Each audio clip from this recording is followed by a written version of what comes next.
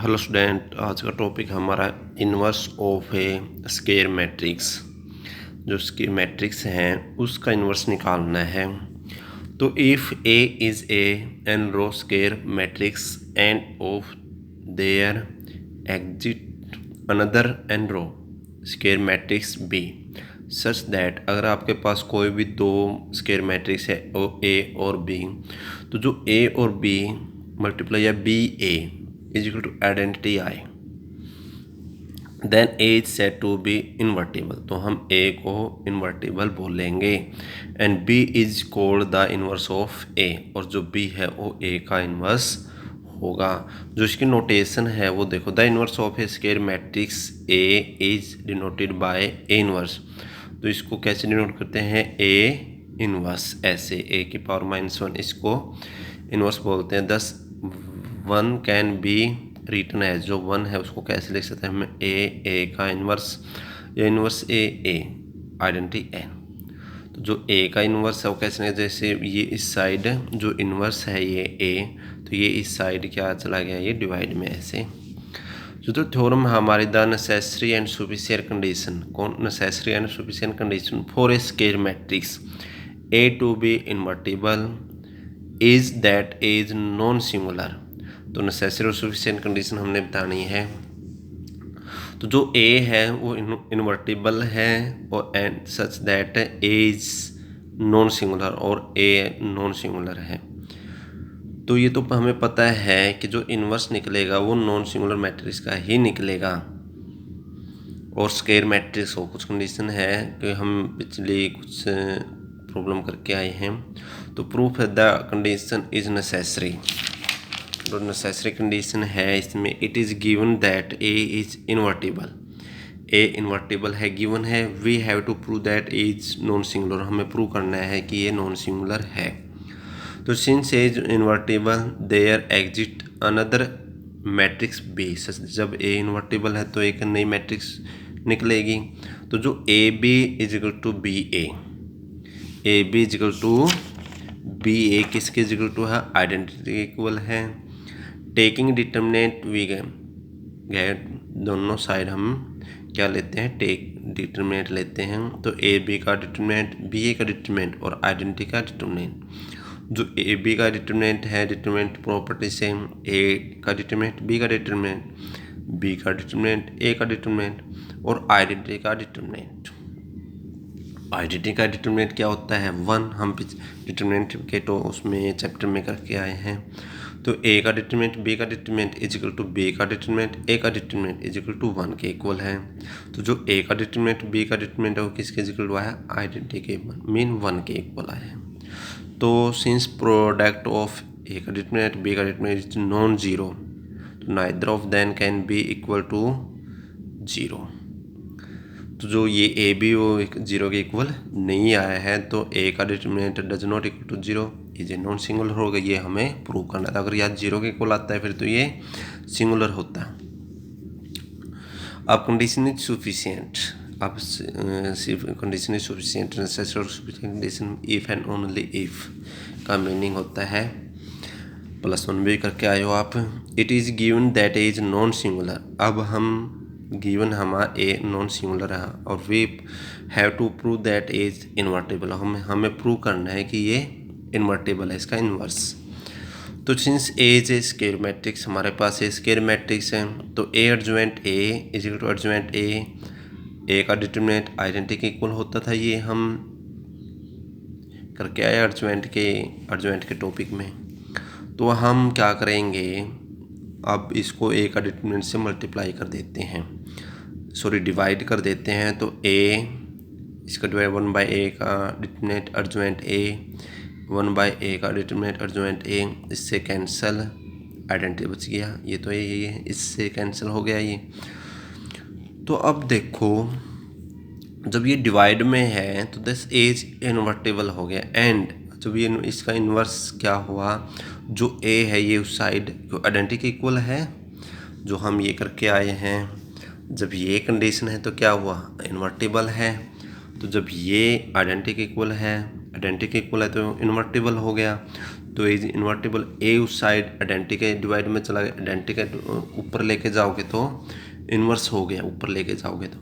और ये आपका 1/a का डिटरमिनेंट एंड एडजॉइंट ए। तो इन्वर्स कैसे निकालते हैं, हमारे पास एक फॉर्मूला निकल के आ गया आपके पास इस थ्योरम से कि जो इन्वर्स ए का इन्वर्स है वो कैसे 1/a का डिटरमिनेंट और एडजॉइंट ए। तो इन्वर्स निकालने के लिए हम क्या करेंगे, एडजॉइंट निकालोगे जो डिटरमिनेंट के में मैट्रिसेस में निकाल के आए एडजॉइंट ए पिछले लास्ट वीडियो में, और इसका डिटरमिनेंट, तो ये इन्वर्स निकल जाएगा जब एडजॉइंट की 1/a का डिटरमिनेंट से मल्टीप्लाई करोगे तो hence a is invertible and a inverse is non singular।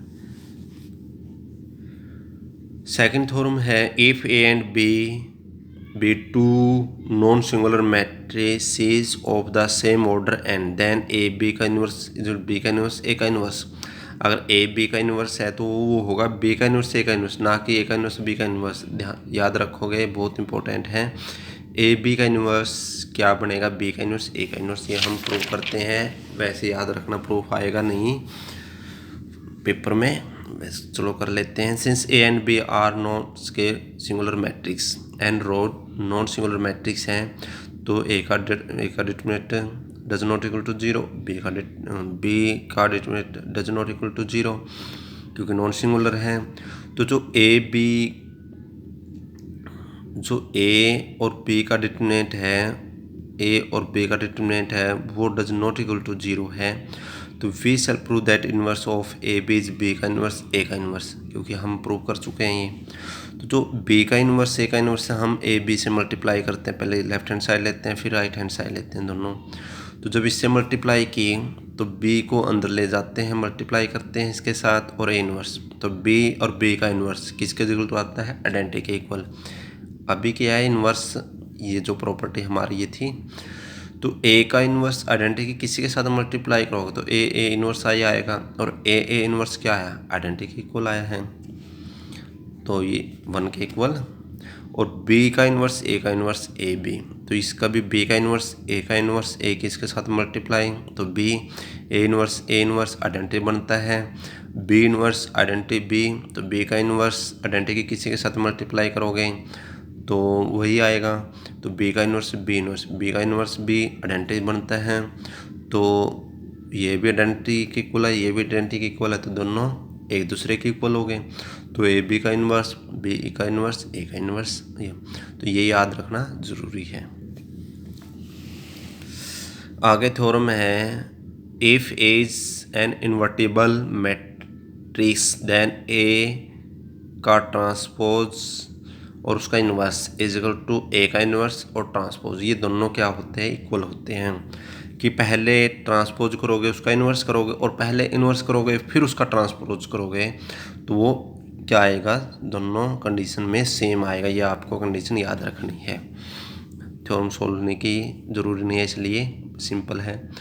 आगे थ्योरम है if A is non singular then A का इन्वर्स का determinant is equal to determinant का इन्वर्स, तो ये दोनों इक्वल है, ये कर लेते हैं। वैसे याद ही रखना है ये, लेकिन फिर भी थ्योरम आते नहीं है पेपर में, वैसे कर लेते हैं।